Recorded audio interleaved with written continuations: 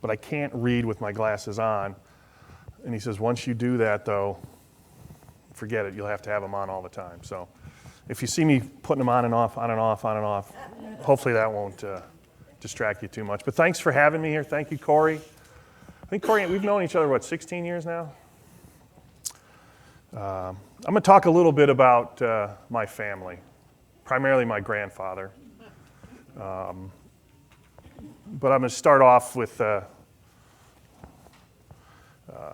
couple stories about him. There's been a lot written and said about my grandfather. Raise your hand if you're actually from a cold weather climate like Green Bay. Okay, so you'll understand this. They tell a story once, my grandfather came home one night. He'd been working late, watching tape, film back then, it was film. My grandmother was already in bed. He got undressed, slid under the covers, leaned over to kiss her goodnight, and then she's said to have exclaimed, "My God, your feet are cold." Cold Wisconsin night, I think we were all familiar with that feeling. My grandfather is said to have replied to my grandmother, "That's okay, dear, at home you may call me Vince." Now, I heard my dad tell that story once. He said, "This is closer to the truth than I care to admit." A reporter once was interviewing some of the players who played for my grandfather and asked one of them, he goes, "What is it about Coach Lombardi that makes the Packers so successful? Why do you win all these games, all these championships? What is it about him?" And the player thought about it for a minute. He goes, "You know what? He treats us all alike. He treats us all the same, like dogs." And some of you are probably familiar with this history, but I'm going to go through it a little. The year before my grandfather came to Green Bay, the Packers went 1-10-1.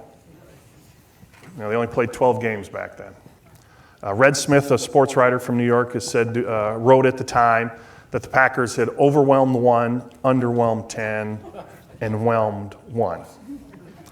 So you might ask yourself, how do you take a team like that that's hesitant, that doubts itself, and how do you transform them into champions? And it's a fair question, because whether you're trying to build a winning football team like my grandfather, a winning family, a winning community, whether you're trying to take your business, your profession, your career from where you are today to where you want to be, the principles are more alike than different. My grandfather came to Green Bay in 1959. In 1960, they played for the World Championship. Now, they didn't win that game. They lost to the Eagles, but they never lost another playoff or championship game again. Over the next 7 years, they won 5 World Championships, including 3 in a row. 2 of those were the first 2 Super Bowls. Now, not only is that a study in how to attain a goal, it's a study in how to maintain a goal. 2 different things, I would suggest to you. And if you've been around for any amount of time and you've had some success, I'm sure you know what I'm talking about. It's tougher to stay on top than to get to the top. And the truth of the matter is, you don't win 5 world championships in 7 years by maintaining your goals. If you are in maintenance mode, both personally or professionally, organizationally, then you are about to become another face in the thundering herd if you have already not been there.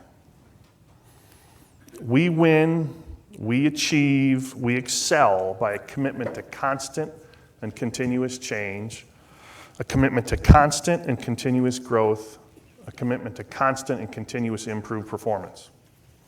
These are the things that my grandfather was about.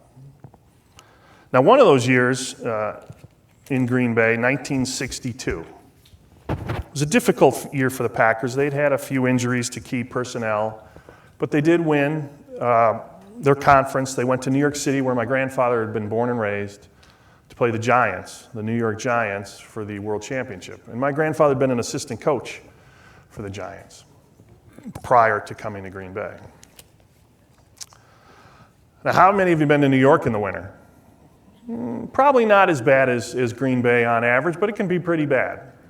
Now, day of the game was just such a day. It was around 13 degrees, winds blowing 30 to 40 miles per hour. It was a time in NFL history, before they took such great care of the playing field. It was like playing the game out in the parking lot. Now, my grandfather kind of thought of my dad as a lucky charm. He would try and have him come to a lot of these important games. So my dad was at this game, and he was also at the Ice Bowl.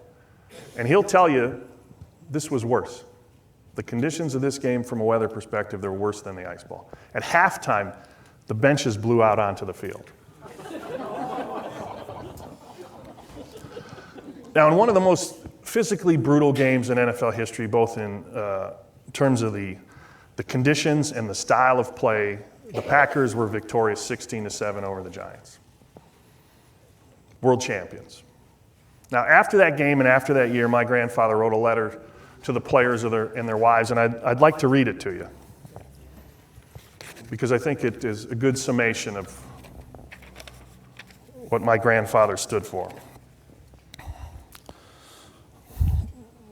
Words cannot express my gratitude for your accomplishments of the past season. Our victory in the championship game was particularly pleasing since it meant so much to me personally. I believe you realize now that success is more difficult to live with than failure. I don't believe anyone realizes, except ourselves, the obstacles we had to face week after week. This, of course, made our season more gratifying. I'm extremely proud of our conduct during the championship game. We never lost our poise under what were very trying circumstances. The Giants tried to intimidate us physically, but in the final analysis, we were mentally tougher than them, and that same mental toughness made them crack. Character is the perfectly disciplined will, and you were men of character. Our greatest glory was not in never falling, but in rising when we fell. Best wishes to you both, and remember, there is no substitute for victory.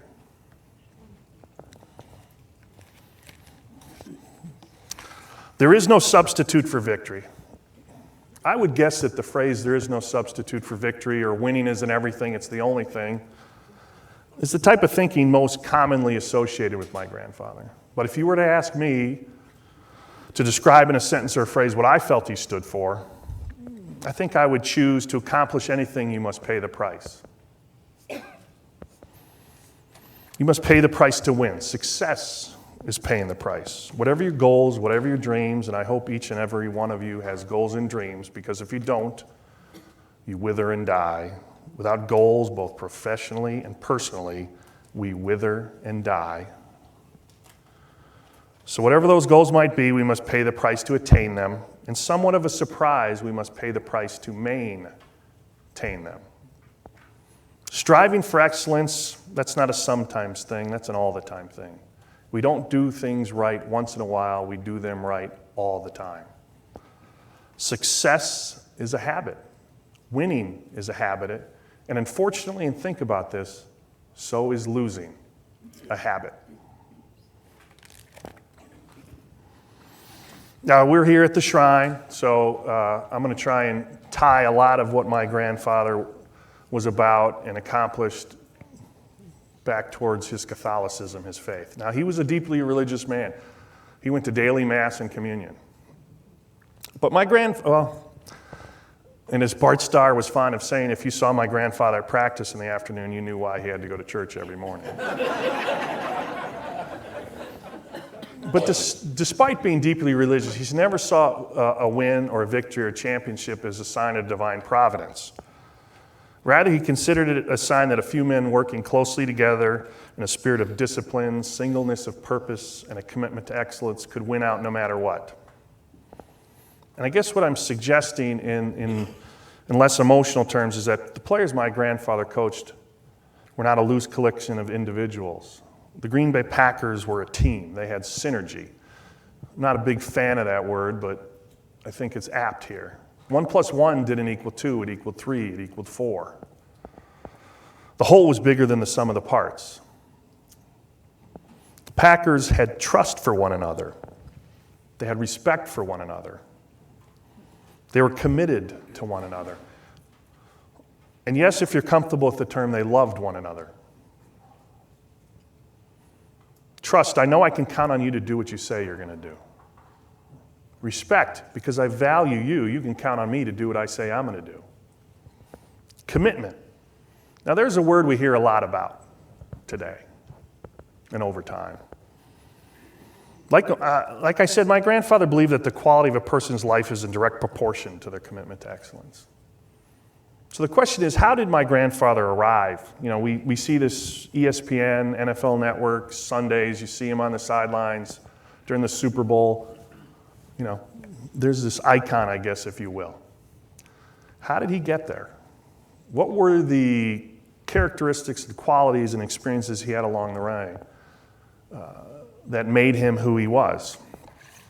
And I've got to pull my phone out because I'm going to quote some things here.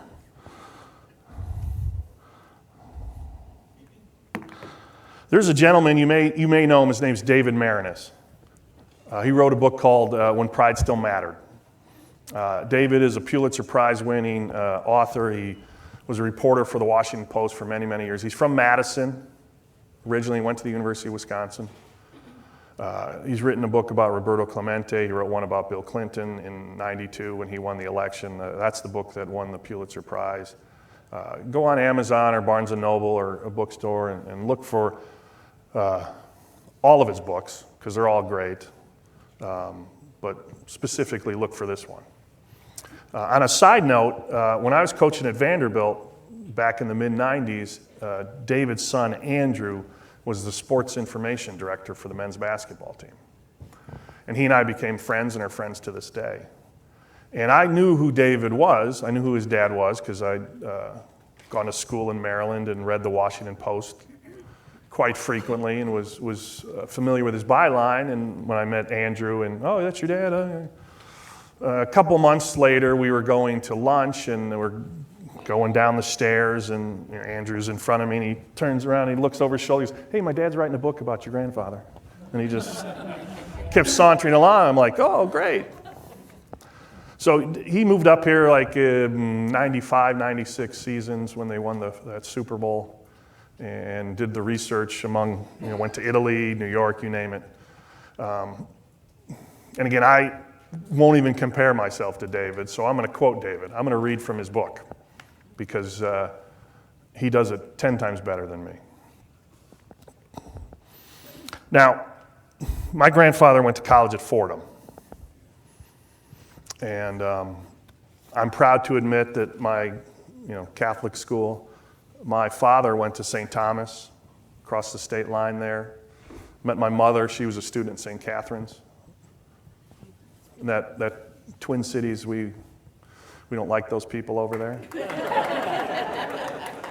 Although I born in St. Paul, I'm ashamed to admit that.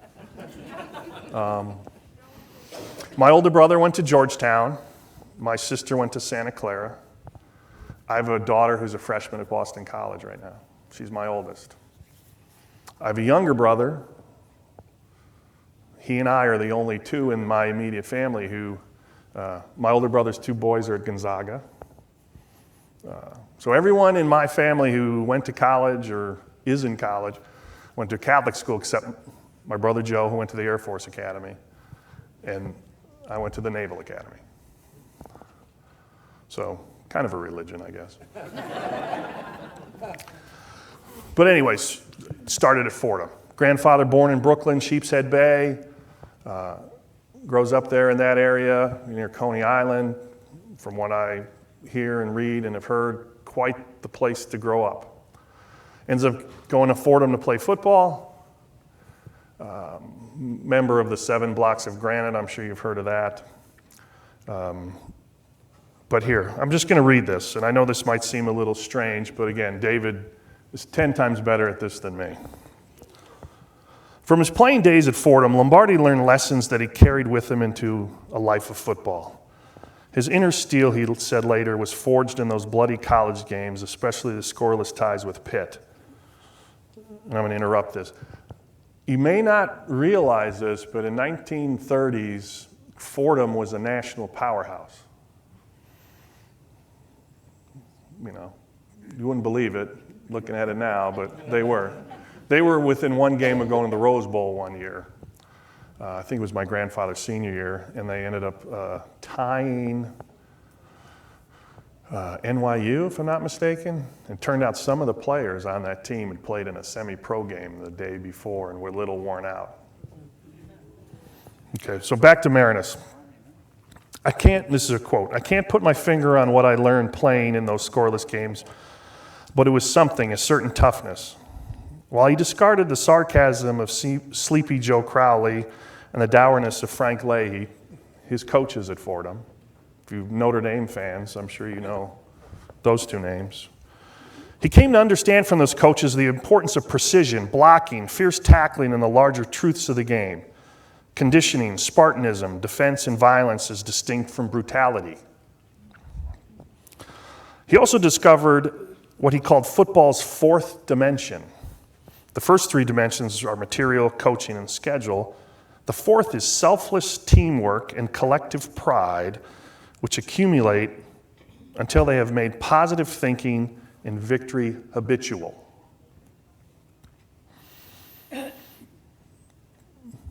You know, 10 years ago, I'd be reading this out of a book. Now I'm reading it on a Kindle. But the importance of Fordham in Lombardi's life was far greater than learning what it took to play a game.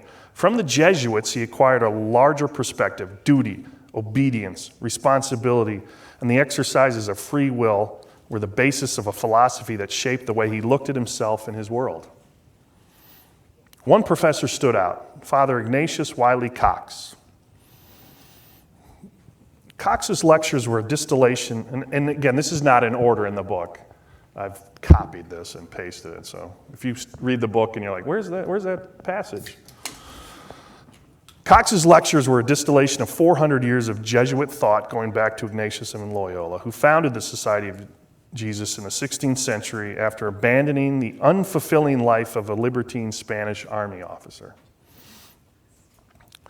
When he formed his new order, Loyola transposed many of his military beliefs into his religious work, making the Jesuits the soldiers of Christ.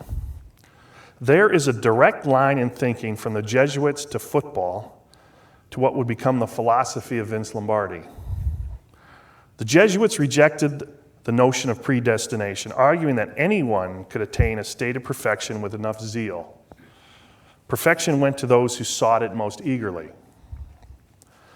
They believed in man's liberty to choose between action and inaction, good and evil, but like the military and football coaches, they also maintain a hierarchical order in which the inferior submits willingly to the superior.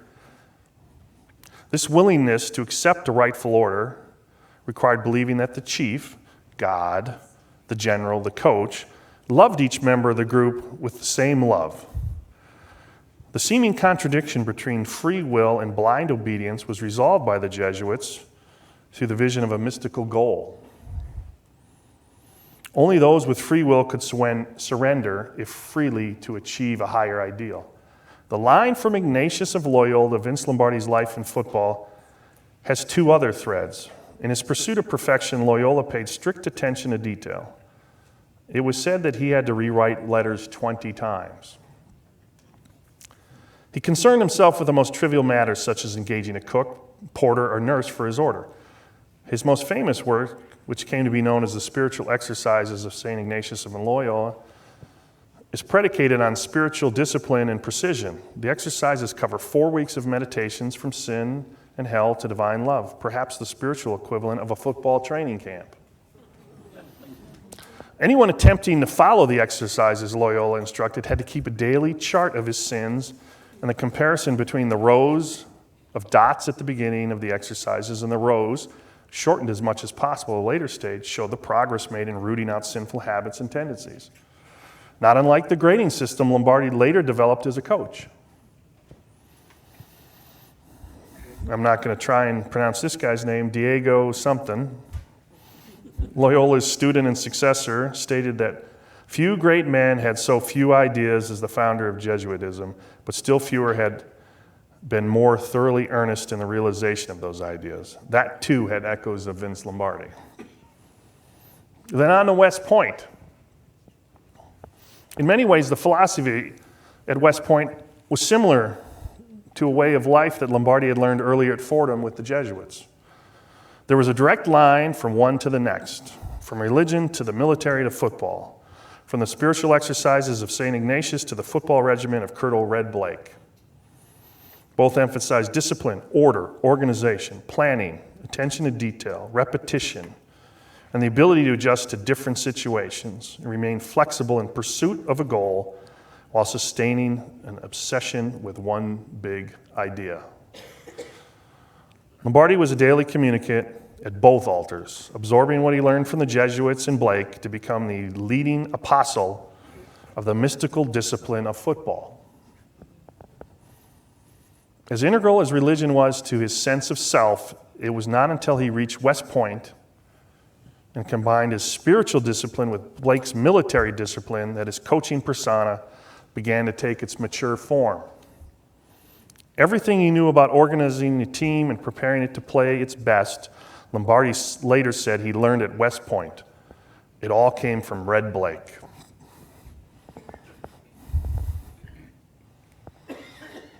So again, you go get that book if you haven't read it. It's an excellent read. And I don't say that because I know his son or know him or it's about my grandfather. It's just a great book. In closing, and again, if you have questions, I'd be happy to take them when I'm done. But in closing, I want to leave you with one other thought. 1967 was the last year my grandfather coached in Green Bay. As I said, in 7 years, they'd won 5 championships. Those last 3 they won in a row were the first 2 Super Bowls.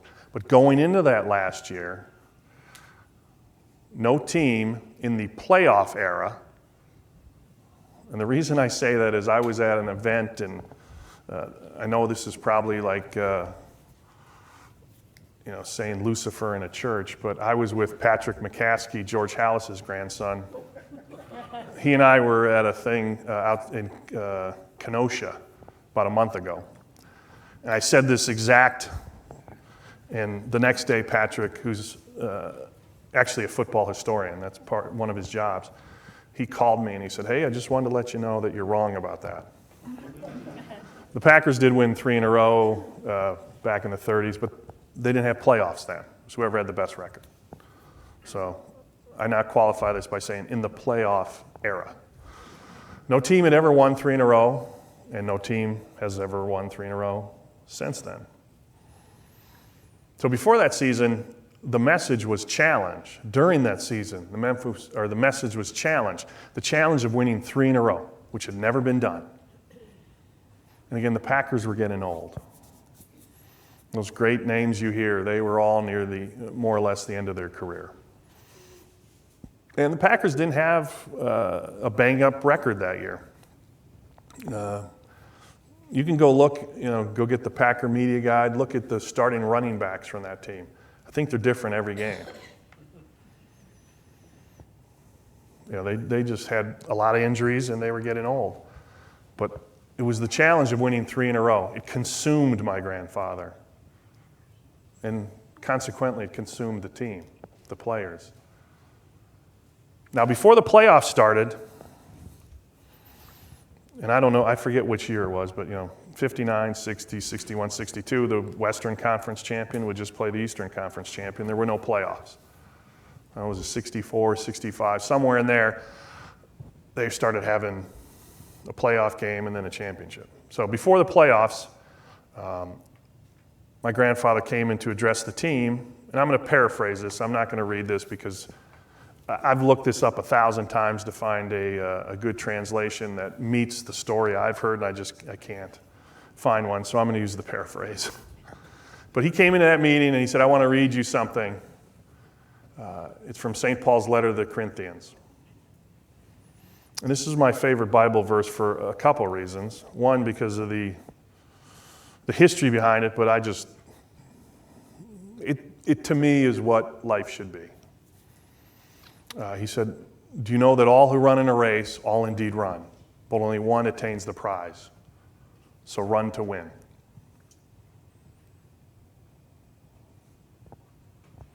And I imagine that locker room was probably as quiet as this room. So they won that first playoff game, then they beat the Raiders in the Super Bowl. And then when they designed their Super Bowl rings for that second time, I wish I had a picture I'd show you, but on one side at the bottom, it says challenge, And on the other side, it says run to win. So what I'd like to leave, if you take one thing away today, other than getting the Marinus book, I'm not his agent, by the way. I get no royalties from that. Just please run to win. Run for that prize, whatever that may be. Whatever your goals are, whatever your dreams are, whatever you're trying to attain, personally, professionally, organizationally, you're part of a church group, you tutor at your local school, do the best job you can.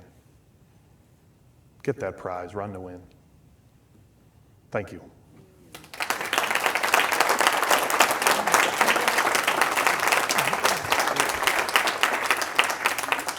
Corey asked if I would take questions. I'd be happy to. I'd like to get a bottle of water, though. But if anybody got any questions, I will field them. Are you getting me a water? Can you get me a water? Oh, there they are. Thank you. Yep. Duh. I should have had my glasses on. Yes, ma'am. So, do you know if your grandfather, did he just have a faith from going to Mass, or do you know anything else? Like, did he have a spiritual director? Did he have a mentor to help kind of help him solve some of those problems with his wife? Or? I think, again, I don't know the answer, but from what I do know and what I could surmise is he had just grown up in a family. You know, his grandfather was an immigrant from Italy, came over when he was a toddler, basically, 3 or 4 years old, if I remember.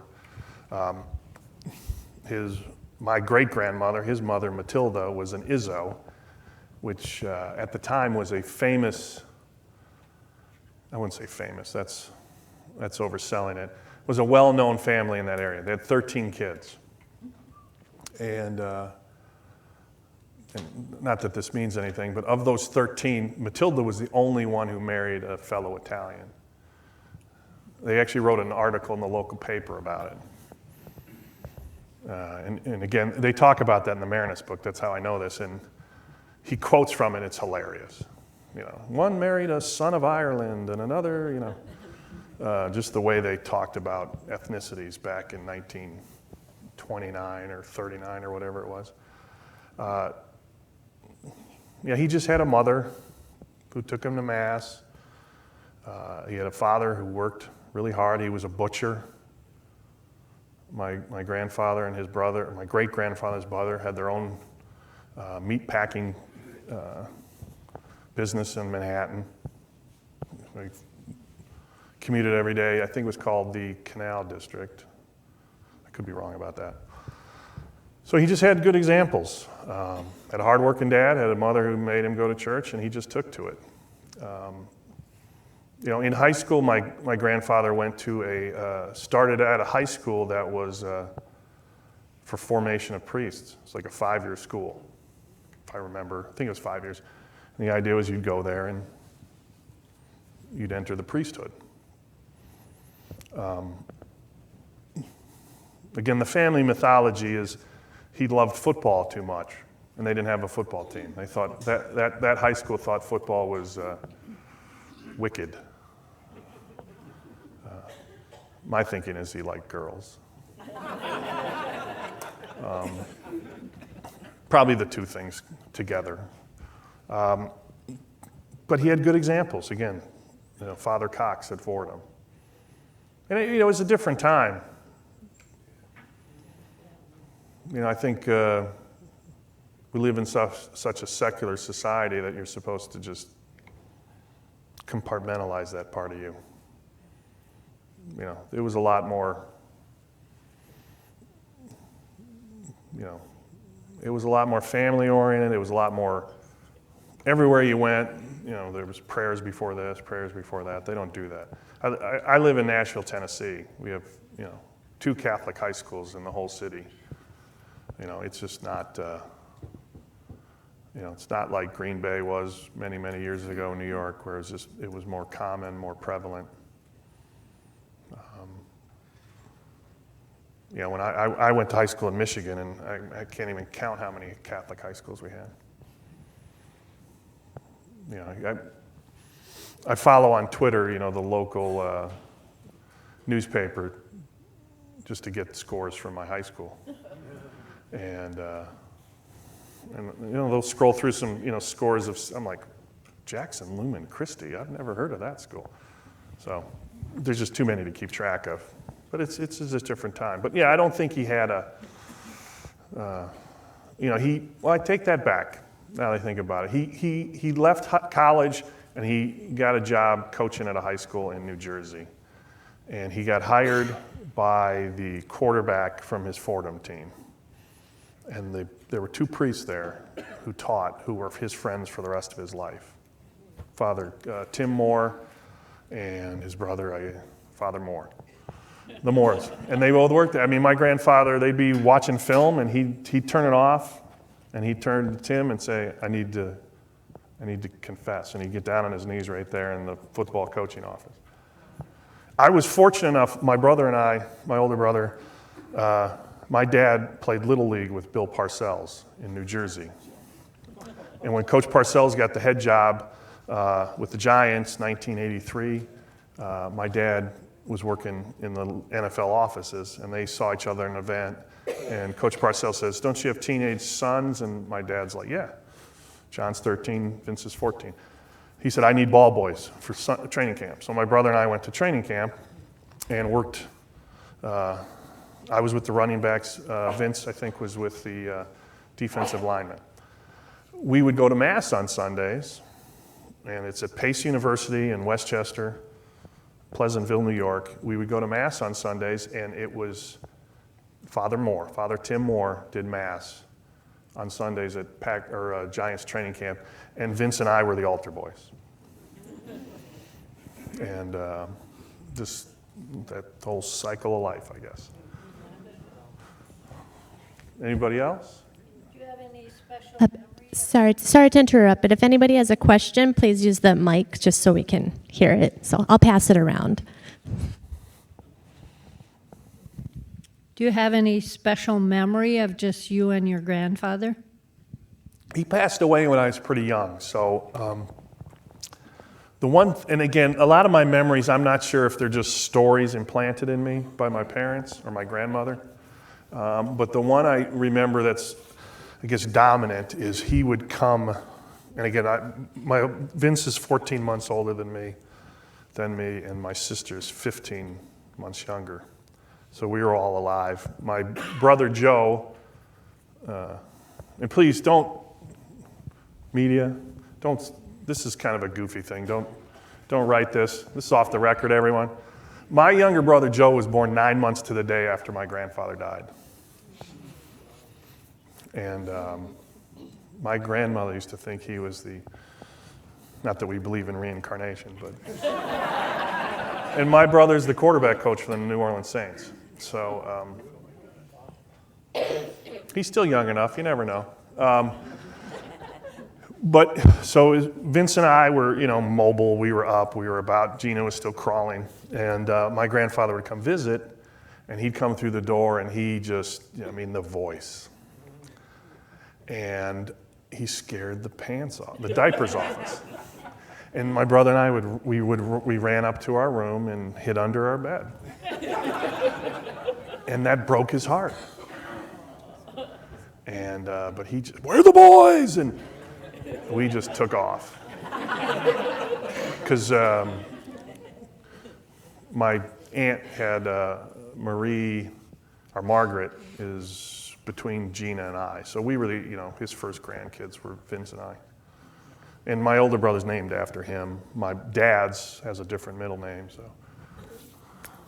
So even though my dad said, I'll never name my kid after my dad, he ended up doing that. So, question? You got a question? Another question?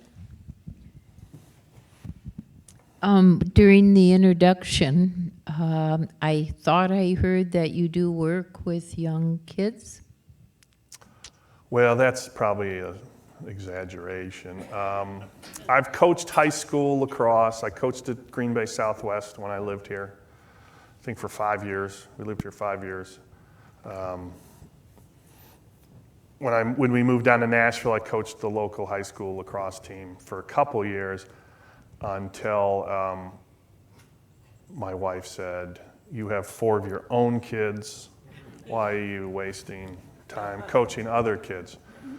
And I did it purely for me, because I love coaching. I love lacrosse. I like football too. I love football, but there's just not enough lacrosse coaches in Green Bay, Nashville. You go to Maryland, New York, they have too many. They don't need me, but I felt kind of obligated because someone stepped up and coached me. I've been fortunate enough that I've got a 6th grader. I've got 3 girls, and then Jack is a 6th grader.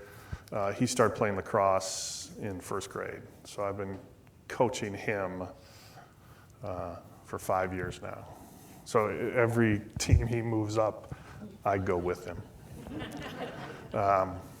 Much different than coaching high schoolers or college players, coaching 1st graders. The term daisy picking is apt. They're like, it's that whole, rough squirrel. It's exactly that dynamic. Now they're getting up 5th and 6th grade. They're able to. I did have a situation. My son is still scarred by it. I think 3 years ago I said, "Cut the grab ass out" to the whole team, and he just couldn't believe, and he was so embarrassed. So I have to mind my tongue around these kids because I realize it embarrasses him. Anybody else?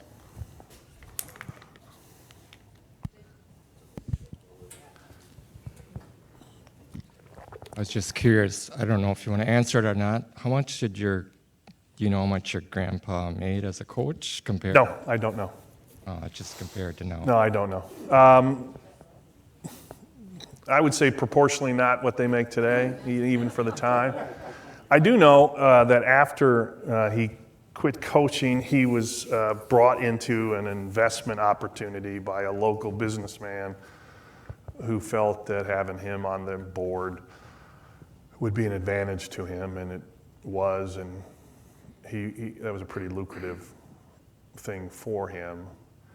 He must have done okay because my grandmother lived another 20 years and had a beachfront condo in West Palm Beach. So, and she got a new Thunderbird every year. So she did all right. She had a question. But yeah, the dollar amounts, I don't know. That's probably, you get Cliff Crystal over here. He'll be able to tell you. Yeah, thank you for coming. I was wondering, does your family still have an annual reunion where it's football centered? Everything in my mom's passed away. My dad is 77. I'm actually flying tomorrow. I'm flying out to Seattle, where they moved to Seattle when I was in college, and he does the snowbird thing in Tucson. So I'm flying there tomorrow, and he and I are doing the forced march over the weekend down to Tucson, taking him down there for the winter. Everything in revolves around my brother Joe. It's all football. For a couple reasons. One, they have such a demanding schedule. If we get together, it's got to fit into his schedule. My sister's driven my dad down twice. My older brother's done it once. This is my first chance. My younger brother will never do it. Hey, Drew, Breeze, Coach Payton, I got to drive my dad down to, I can take a day off and no one cares. So yeah, it all revolves around Joe, which is fine because we all like it. Saints have played in London twice. My sister and a bunch of my cousins have all used it as an excuse to go to London. Their Saints are playing the Bears October 20th. I'm using it as an excuse to go to Chicago. We all went to the Super Bowl when the Saints played in it. Last 2 summers, 4th of July weekend, we all gone to New Orleans, which is the absolute worst place you could be on the 4th of July, but he's got 9 kids, so it's hard for him to travel. Plus, New Orleans is pretty awesome. But yeah, it's, we're lucky Georgetown when my grandfather died at Georgetown, and they named the cancer center, the hospital, after him. And my older brother went to Georgetown. So every year, Vince goes back to their gala. He and his wife go back to the gala, and they have a ball, or whatever you want to call it. My dad has given me the honor or the obligation, depends how you look at it, of dealing with the Lombardi Award down in Houston. It's given to the college football player. I've got some dealings with the people down in Milwaukee, Vince Lombardi Cancer Center down there. So there's a lot of that stuff we get to do. As I told someone earlier, you know, oh, I want to meet you. Vince, I'm saying, accident of birth. I had nothing to do with any of that.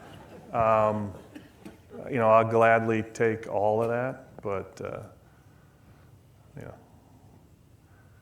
But yeah, it all revolves around football. Or soccer. My girls play soccer.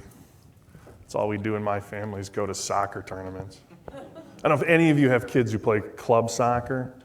It's ridiculous. I don't know how people sit in a room and go, yeah, that's a good idea. Let's go to Vegas for 5 days for soccer. Anyways, I'm complaining about my own problems. I'm sorry.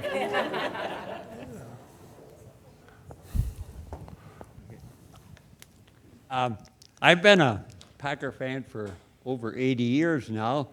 Now I got a little quiz here. My dad bought a farm when I was 5 years old.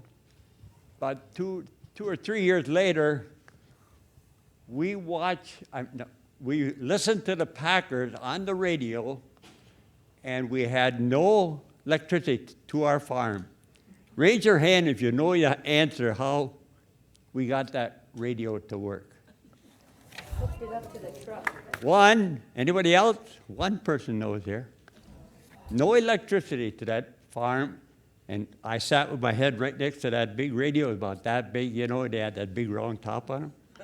Oh, battery? We got one person here that knows how that got power to that radio. You want to tell them? Farm, or farm plant. The what? Delco? Farm No, plant. no. No? We took the battery out of the car, and it gave electricity to that radio to make it work. So I seen your grandpa. You know what? I watched the Packer game on my phone driving in the car from Hattiesburg, Mississippi last weekend. Times have changed. Huh? It's a weird world, huh? Yeah. Very good. Thank you. It was harrowing, too. I was like, ugh. What do you think of Thursday night football? Overall, you know what? I think the problem is because it's a single game and there's been a lot of duds that it gets a bad rap. I think if they were a little more exciting, I don't think anyone would mind. It's tough on the players. You know, the NFL is really big on safety, and then everything they do is contrary to that. Oh, playing Sunday here, let's play 4 days later.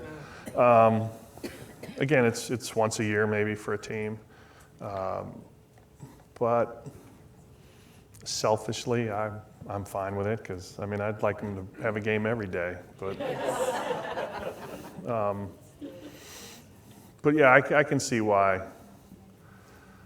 You know, the only day they probably shouldn't play is on Friday because that's for high schools. I do like when college is over and they start having games on Saturday, though. I do dig that. Yes, sir. Harold Schumwither was a football coach at Oshkosh. Remember him at all during the 60s? I do not, sir. I do not. You don't have to. I just thought No.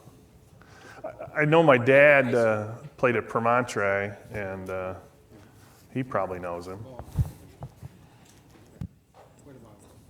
John, question I have Yeah. is being blessed to be born into a famous family and a faithful, I mean. It's no blessing. No, I'm it's- just kidding. Well, we don't get to pick, right? We don't get to pick Yeah, who our accident of birth. parents are. We don't get to, but in that, coming from a Lombardi legacy, how is it that you said yes to coming here today, and how do you live and love God, live for God and love God with a Lombardi last name? Well, you know, there's probably, I would probably do 99 out of 100 things for Corey. You know, nothing evil. But yeah, she asked me to come. I'm happy to come. Yeah, I've often said that if you could be related to someone who's known, I probably hit the jackpot. You know, you could be an Obama or a Bush, or, you know, they're all more famous. More people probably know, or Elvis Presley, or I don't think there's a downside. You know, sometimes you know, they're going after Gandhi. I don't know if you've seen this. His thoughts in 1920 about this, that, or the other thing. They're going to cancel Gandhi now. So, you know, I mean, some part of me in the back of my head is like, okay, someone's going to come out and say something. You know, it's been 60 years, but he told me to, you know, do this, that, or the other thing. But it hasn't happened, and I don't think it will, given who he was. But yeah, I say all the time, if you could pick someone famous to be related to, I don't think I'd pick anyone else. I don't think there's anybody better.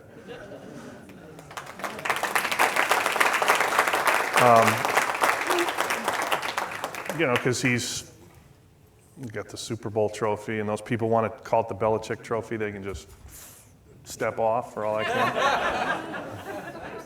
can. For a lot of reasons. I worked for Coach Belichick. I like Coach Belichick. He's a fabulous football coach, but there's a little baggage there that I don't think you can get around. But, you know, as far as my faith, Corey and I were talking about this earlier, it's a little odd or awkward for me to do something like this because I'm not outward about it. It's pretty private for me. You know, I went to Catholic school, grade school, high school. You know, my faith is trying to make sure my kids do the right thing. That's all I really am concerned with. I should say that's my primary concern. I worry about myself. There's temptation everywhere, of course, small and large.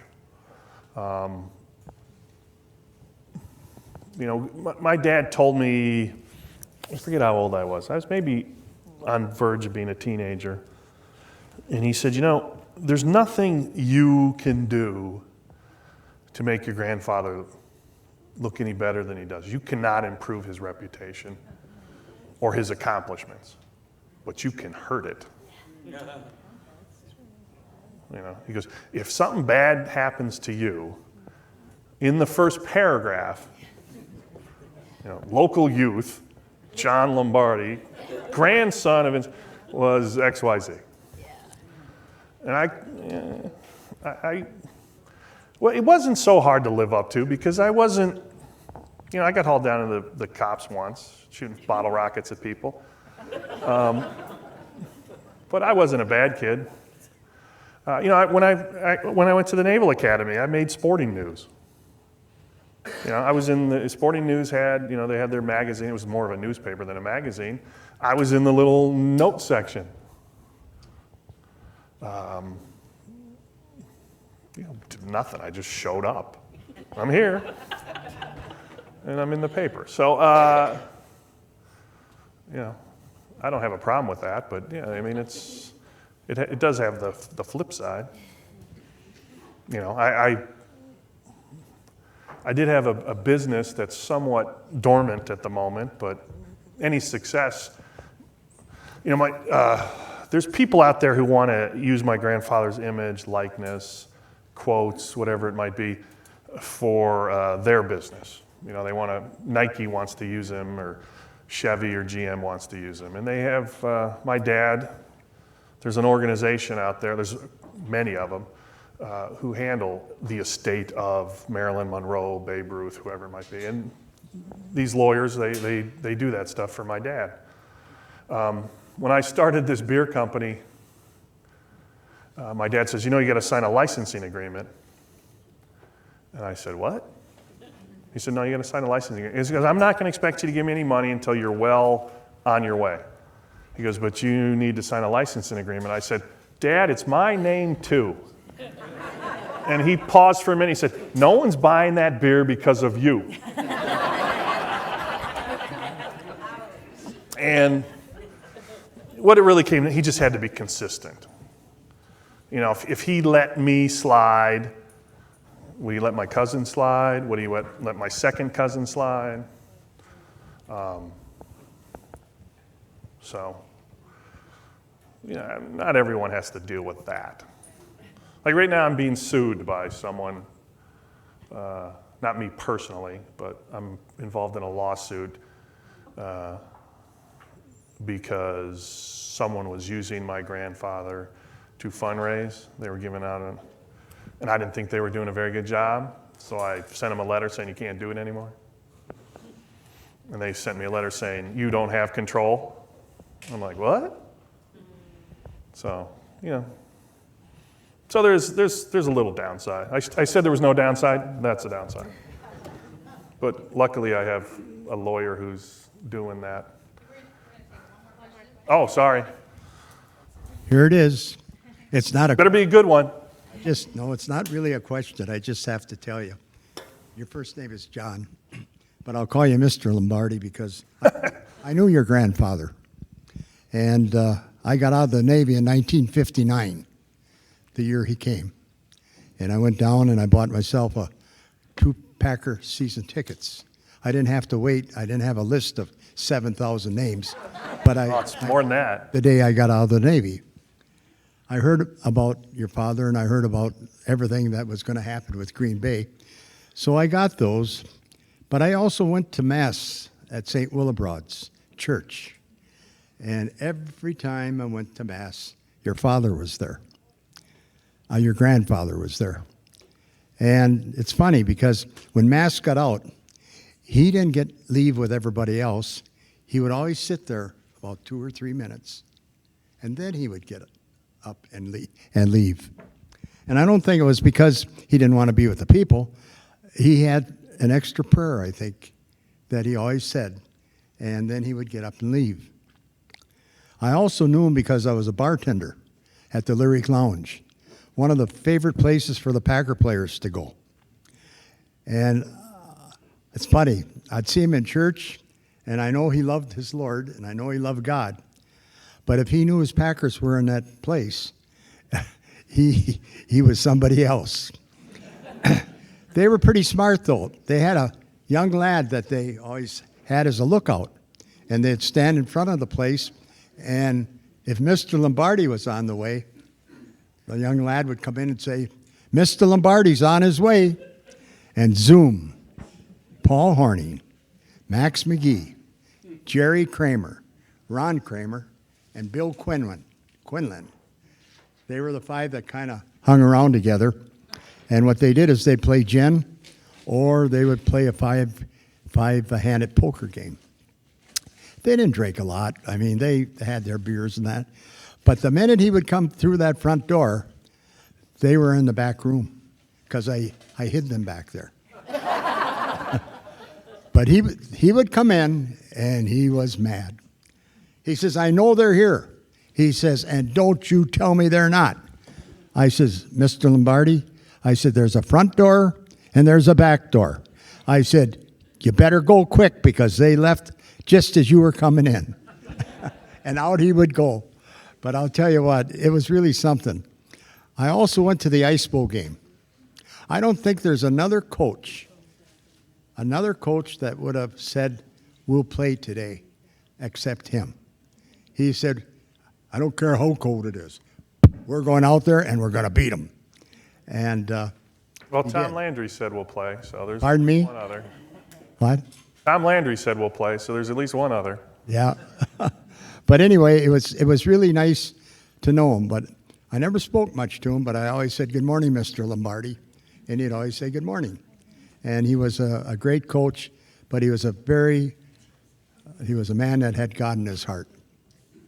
Do I have like 2 minutes, Corey? Go ahead. Okay, a couple things. Along those lines, they used to take my dad with them. And my dad was of college. My dad started college in 1960. They used to take my dad with them because they figured if my dad was with them, they couldn't get in too much trouble. They were wrong, of course. My dad got in more trouble than any of them. Two, Gary Knaffel, I think Gary Knaffel told this story, I heard him say it once. He once showed up at St. Willibrod's to go to Mass, and he didn't normally do that, but he got in there, sat down, Mass started, and he realized my grandfather was actually acting as altar boy. And he's like saying, "My God, this guy does everything." And then lastly, and this kind of goes back to a little bit of, when I first moved here, I moved here in, I think, 03, 02, I forget which year it was. My family was still back trying to sell the house, and I needed a haircut. And I went to it was on Ashland Street, I think. There's a barber shop over there. And I walked in, and the guy came out, and he said, "I got a guy in the chair. Are you willing to wait?" And I'm like, "Sure." He goes, "What's your name?" I said, "John Lombardi." He goes, "John, are you related?" I said, "Yeah." He goes, "Give me 10 minutes." So 10 minutes come by. He comes out with this fella, and he goes, "John, this guy wants to talk to you. He's got a story to tell you about your grandfather." And I'm like, "Oh, okay." And he goes, "When I was in high school, I had a summer job working for the Department of Transportation. And we, did the roads and, potholes and all that." And he goes, "And I came in one day, and they told me that I had to go over to the Packers practice with a load of asphalt. And they'd had a storm roll through, and it blew the goalpost over." I don't know if you've ever heard this story. Fell down, almost killed Ray Nitschke, destroyed his helmet. He didn't have it on, but so he had to go over there. They were going to put the goalpost back, and they were going to pour this asphalt or concrete, I forget which, so the goalpost would stay up. So he gets over there, and practice had just ended, and he's kind of like, the goalpost is out in the field. He's like, "What do I do?" And one of the equipment guys said, "Well, just drive over there." And so he's driving across the field, and my grandfather sees him and stops him. And of course, I'm sitting there hearing this story, and he's like, "And he was yelling at me, saying, 'What the are you doing?'" And of course, I'm just, I'm like this small. This guy, I'm living here a week, and this guy's telling me what a jerk. And he's yelling at me. He goes, so I go to work the next day, and my boss calls me. He sees me, he goes, "Get in here." And he calls me in the office, and he shuts the door. And I'm hearing this story. And again, I'm just feeling like such a lowlife. I'm like, I got to leave. I can't live here if this is going to, every time I turn around, there's going to be, the mailman's telling me what a jerk he was. Everyone's telling me what a jerk he is. And he goes, "What happened yesterday?" And he goes, "I told him driving across. I got yelled at." He goes, "Well, Coach Lombardi called here, and he asked who it was, and he said when you got in to call him." And again, I'm just hearing the story going, oh my God, this is the worst thing I've ever heard in my life. And so he calls up on the phone, and he's like, "Coach Lombardi." And he goes, "Coach, I don't remember his name. I should have written it down." But he's like, "How's the guy driving the truck?" He goes, "Someone told me after you left that you had been given permission, and I just want to call and tell you I'm sorry he yelled at you. And if there's anything I can ever do for you, let me know." And this kid's a high school kid. He goes, "And, I had, the guts, And I said, "Well, how about 2 tickets to the game this Sunday?" And he's doing this. He's like, "How about 2 tickets to the game this Sunday?" And then Coach Lombardi said, "No," and hung up on me. And then I realized this was the greatest thing that had ever happened to this guy. I'm like, oh, it's not too bad. He can tell that I'm sure he's told the story 1,000,000 times. "I got yelled at by Vince Lombardi." And then I asked him for tickets, and he told me no. But for the 10 minutes of that story he's telling me that, I was like, But I rallied. It was good. So anyways, thank you. Enjoy everything. Thank you for coming. Thank you for having me.